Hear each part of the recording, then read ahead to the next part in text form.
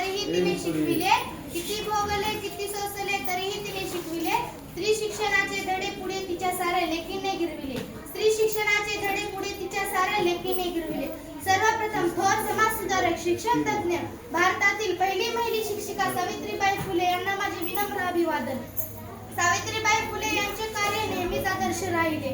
अत्यंत प्रतिकूल परिस्थितीत 3 जानेवारी 1831 रोजी महाराष्ट्रातील सातारा जिल्ह्यातील नायगावमध्ये त्यांचा जन्म झाला. बालवयातच त्यांचा विवाह ज्योतिरावांशी झाला. तेथून पुढेच त्यांच्या जीवनाला विलक्षण कलाटणी मिळाली. ज्योतिबा फुलेंनी त्यांना खूप शिकवले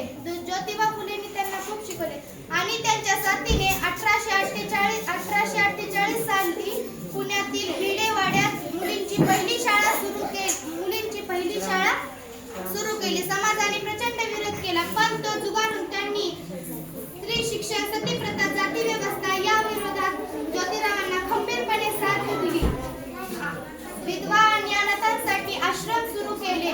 पुण्यात त्यांच्या साथीमध्ये रुग्णांची सेवा करताना त्यांचे निधन झाले. जाता जाता एवढेच बोलते की प्रथम शाळेची घंटा तिनेच वाजवली. प्रथम शाळेची घंटा